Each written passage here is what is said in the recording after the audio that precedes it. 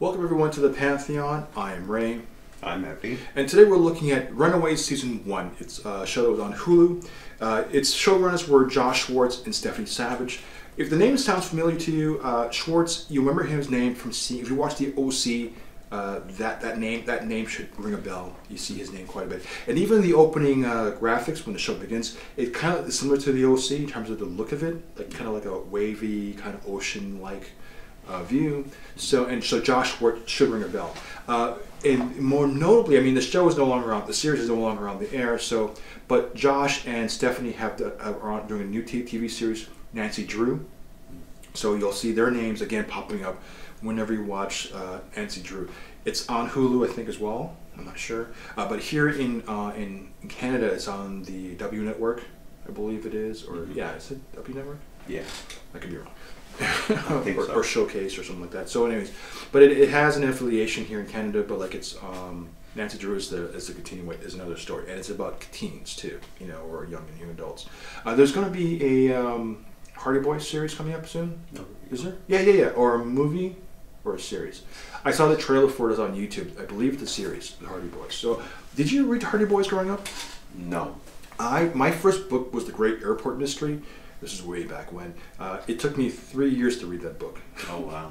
But I finally read it. I was determined to read that book, and I read it. And I liked it. I remember I was reading books like the Bobbsey Twins, Nancy Drew, Hardy Boys, you know. And then there was in elementary school I read these Canadian books, you know, some small short stories.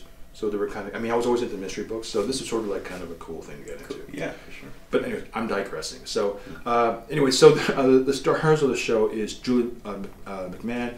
You remember him from Charmed? He played a wonderful villain in that one. He was in Nip Tuck. He played Dr. Doom in Fantastic Four. So he's got that really cool, suave nature about him, like charisma and charm. But then he could really, if you watch Charmed, he plays a really good villain. It's such a smug villain. He's such a great character. You also have a bunch of big name heavyweight actors, both in television and film. James Masters from Buffy the Vampire Slayer. He played Spike. You get Bridget Brano and Kevin Wiseman from Alias. Anne Worthing, Randy Sands, who plays you know. So you have a bunch of really good actors in this, and of course the kids who play the Runaways. But Evie, give us the overview of the series. Okay. Runaways is about 4 teens. Is it 4 teens? No, it's more.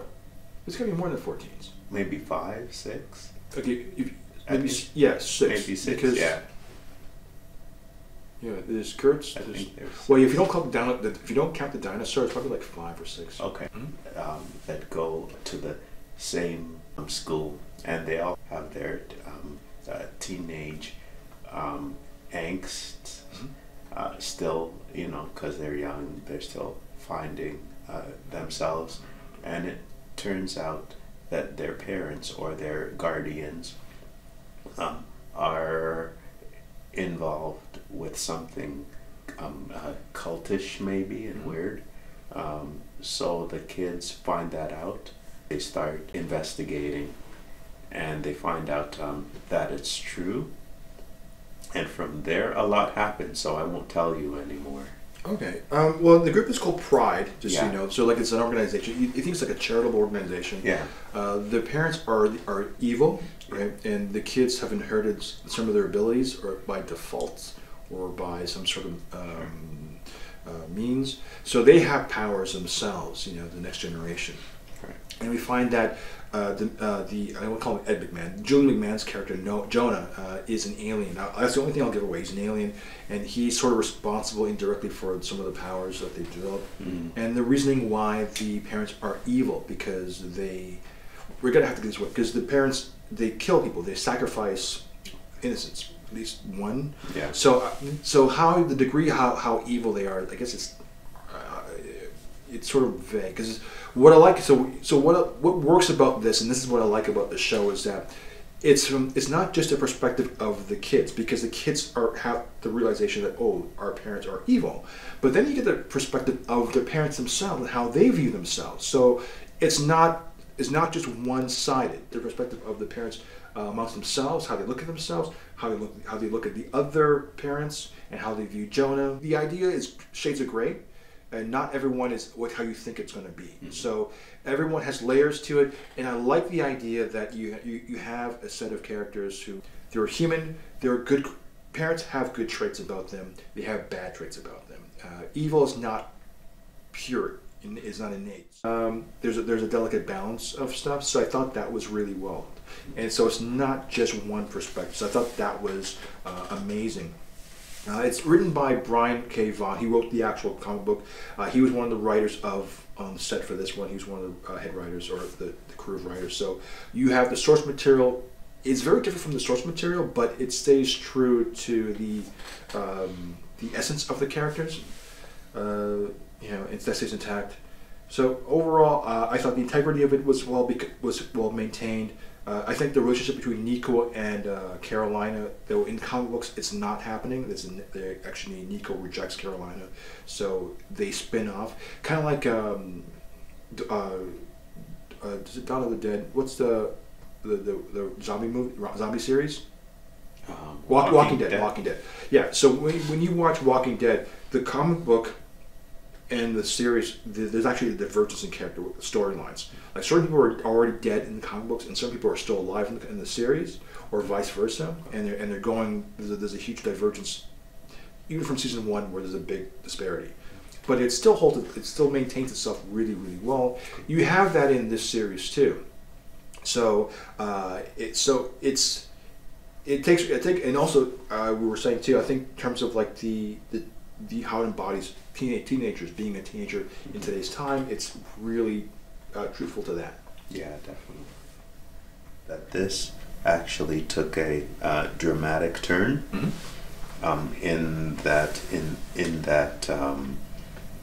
like the story's going fine, and then they learn about what their folks are doing.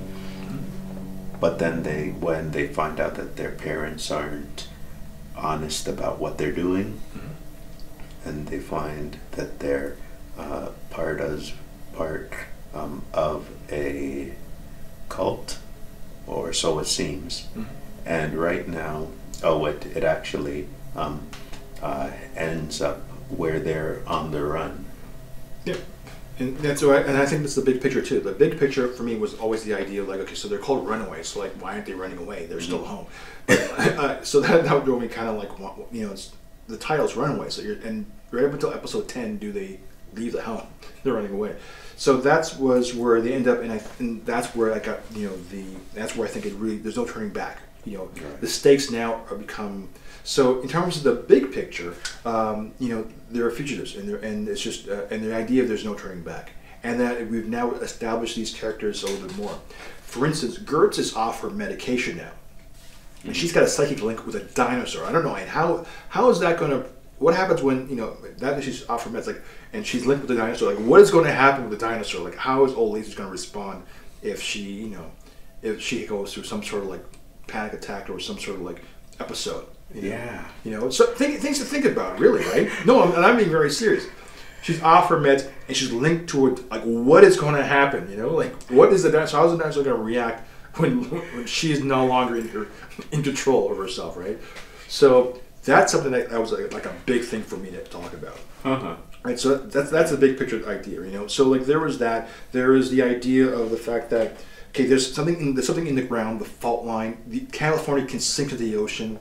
Jonah promises them that there's no longer we don't need any more sacrifices. But yet his skin is starting to peel off. He's starting to de-evolutionize again. So what does that really mean? Will he has to go behind her back? Will they stand up to him? Like, what is going to happen with the parents? Because the parents are now there are some realizations within the parents. There are taking sides. And then who made the phone call? Who ratted out the Runaways to become? Who called the cops on them? Was it to protect them from Jonah? Was it not to protect them from Jonah?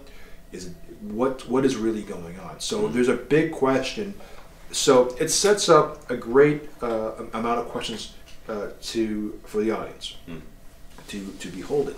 And so that are the things where I like, oh, this is exciting to know where it comes up to. So the bigger picture is, okay, they develop relationships with each other, The police are now after them. They are fugitives of the law. The parents are wanting them after them. Now we have a villain who wants them dead.